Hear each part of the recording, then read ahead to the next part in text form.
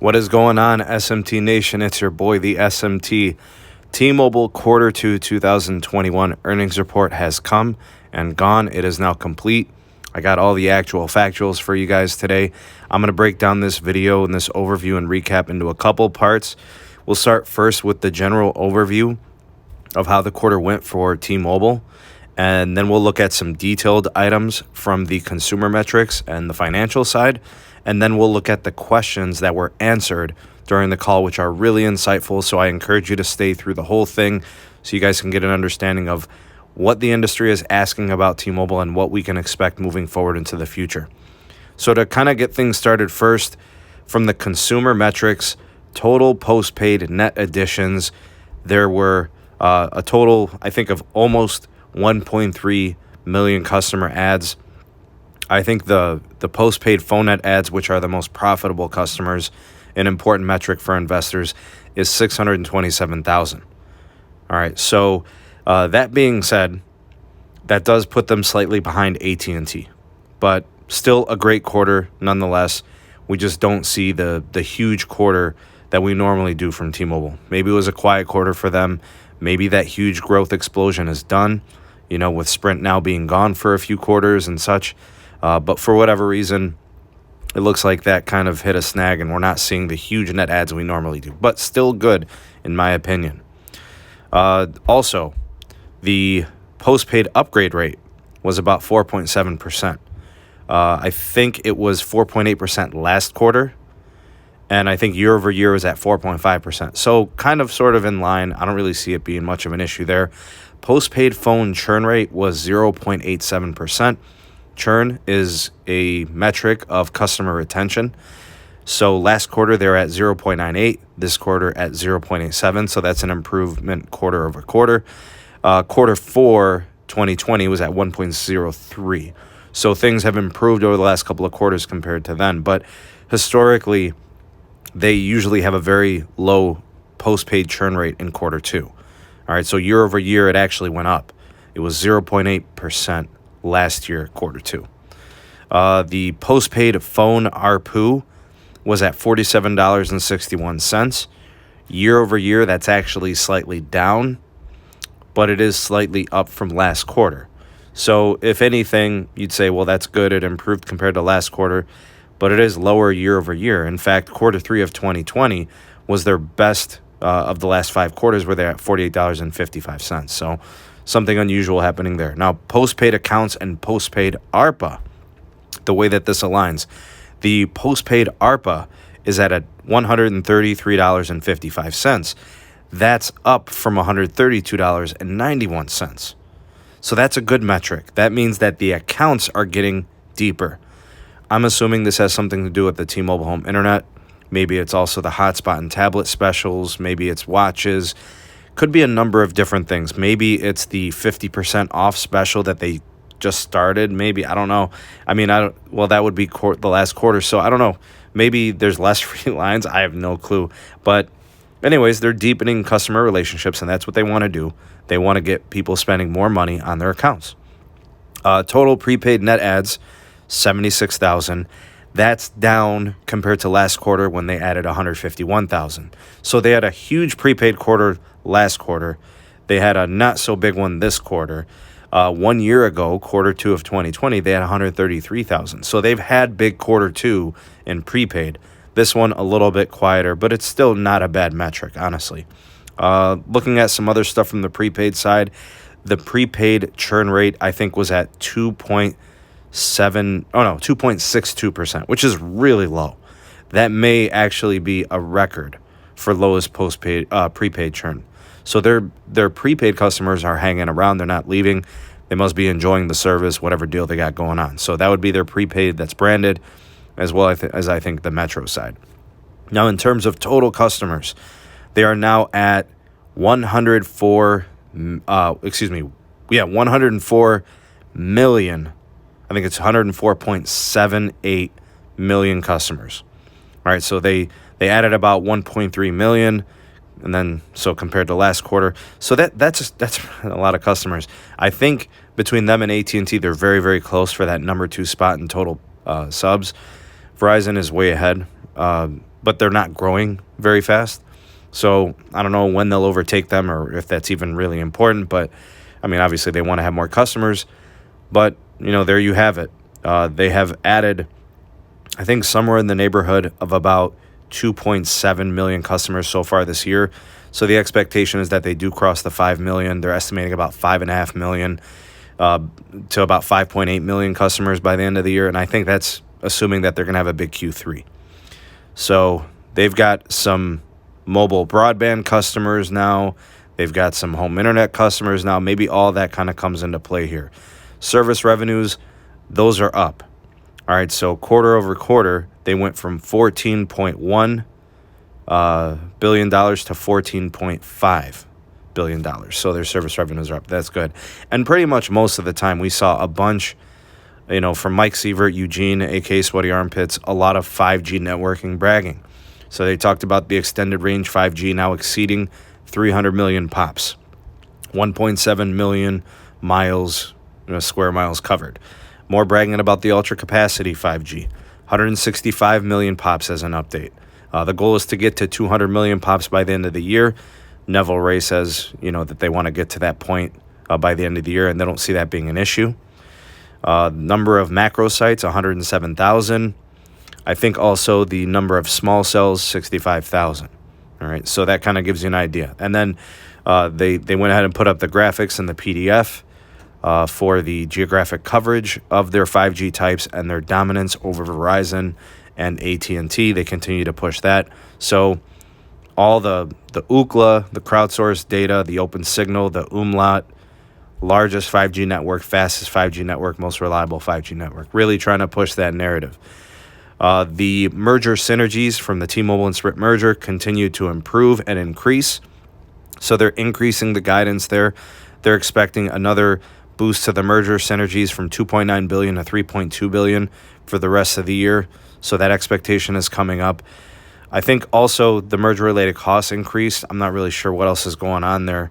It's kind of confusing that they continue to report that, but I think it's important to investors when you look at debt and operational expenses.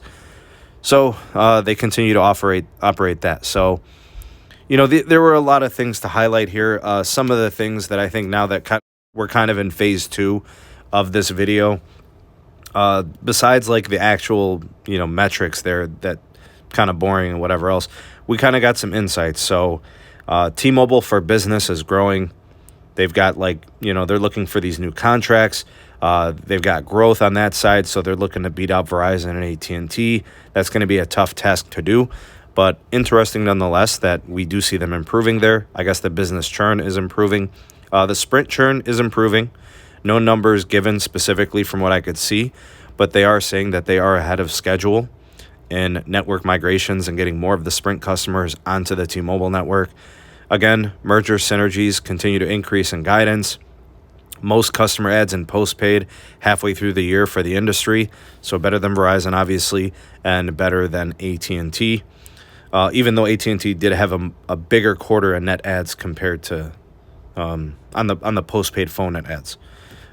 Prepaid, they added 67,000 customers, so they've got some growth there. Industry best churn rate. They did say that they were going to increase the CapEx. So the initial, going back to last quarter, they said that the CapEx was pacing between 11.7 to 12.0 billion. Now they're increasing that guidance from 12 billion on the low end to possibly 12.3 on the high end. So that's a modest bump of about $300 million. That's good to see. Service revenue is increasing. They've got upside opportunities based on what Mike Sievert was saying. Obviously, the big thing here, 80% of Sprint customers are now on the T-Mobile network on that side. T-Mobile home internet is now ranked higher than all cable providers in customer satisfaction. That's a pretty low bar because that industry is loaded with chicanery and treating customers awfully. So I don't know if that's really something that you want to say. But clearly, I think T-Mobile has great customer care. So that should be really easy for them to continue to win there. Also, they wanted to deepen the customer relationship. This goes back several quarters. That continues to happen. They kept mentioning beating Verizon and net adds and churn. I don't see how they won in churn. The net adds, obviously. But, again, they They talked about how many customers they were going to get through the year, and Q3 was going to have a lot of switchers.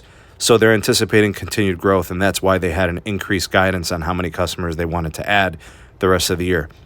Very interesting item here. The first question right off the bat, the Dish situation with AT&T becoming the new partner for the Dish Network Service Agreement.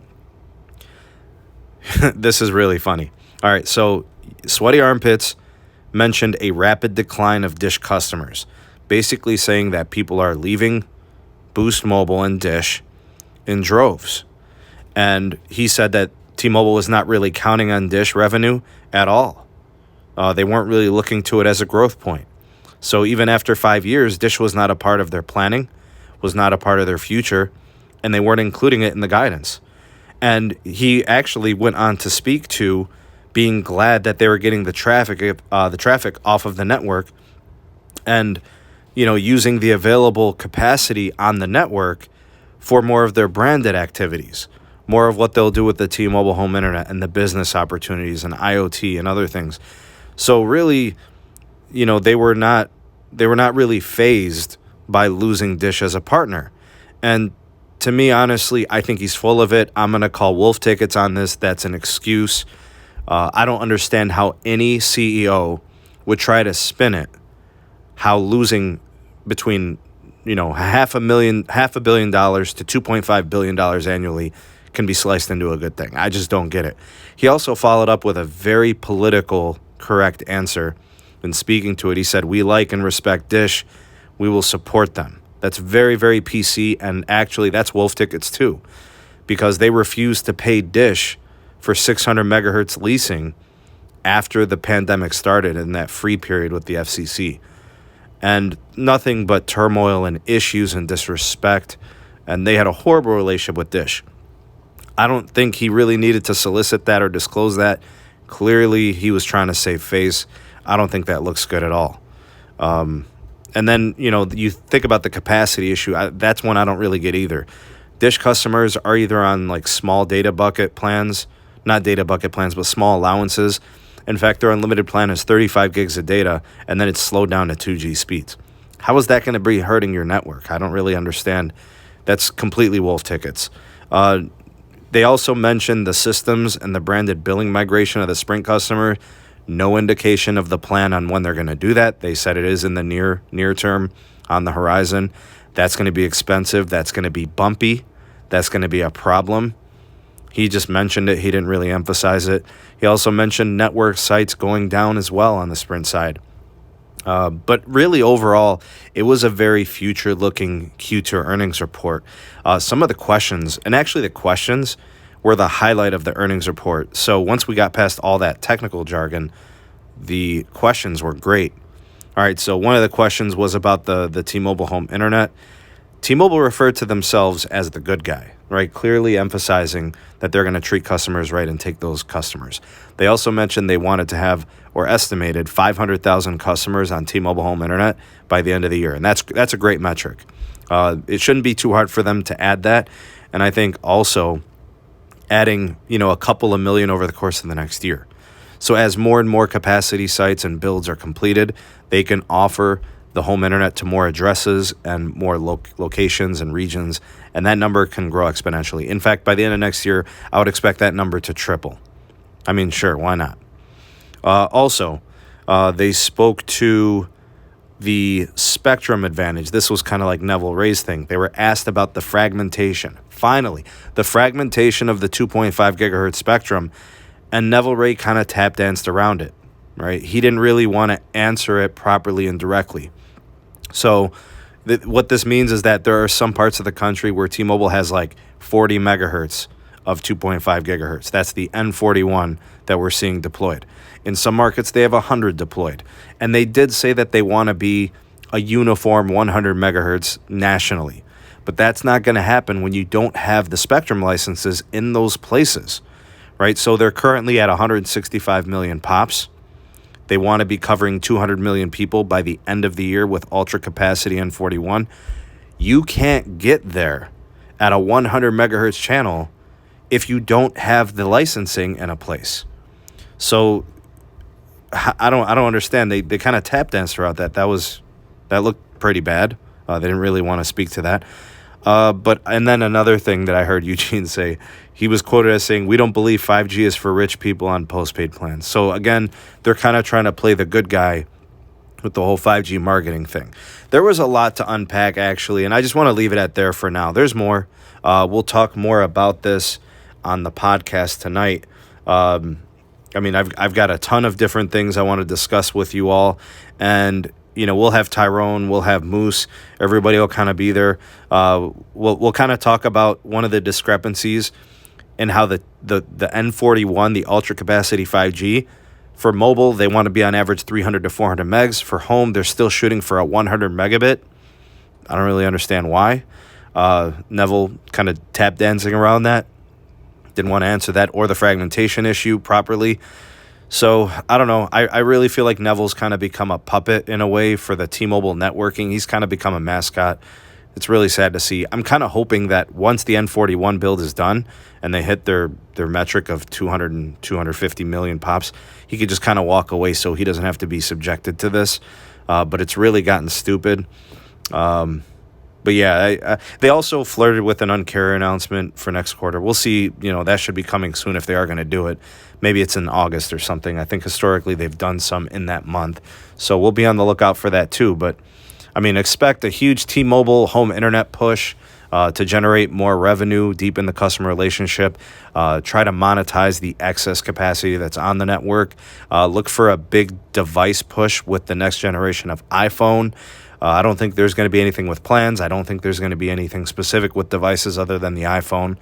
And I don't know, maybe some new partnerships up and coming. Who knows? We'll see. But that's what we got right now. Let me know what you think in the comment section below of anything specifically from the earnings, any of the numbers, the net ads, the revenue, the T-Mobile home internet stuff, the mentions of the network. I'd love to hear what you guys have to say. So go ahead and drop me a line in the comment section below. You all are the voice of the people, the SMT Nation. Let your voice be heard. Let's go ahead and hashtag T-Mobile. If you're a real one and you watch this all the way through, you're the best. Thank you. Hashtag T-Mobile. Thanks for watching. Podcast tonight. Tune in. First time here, subscribe and turn on bell notification icon so you never miss an upload from the SMT. And check out all the things going on with the community in the description box below. Patreon page, Twitter. We got the whole thing going on down there. Thanks for listening and watching, and we will see you all in the next video. Peace. Thank you for taking this opportunity to watch the SMT YouTube channel. If you appreciated this video, give it a like and a share to all your favorite social media platforms. Thank you in advance for that. Also, check out some of the links in the description box. We have the SMT Patreon page. We also have the Twitter handle at SneedTech. And do check out the audio-only podcast available on all the major podcast platforms. And if you are new, have not subscribed, go ahead and hit that subscribe button and activate the bell notification icon so you never miss an upload from the SMT. We'll catch you on the next video. Peace.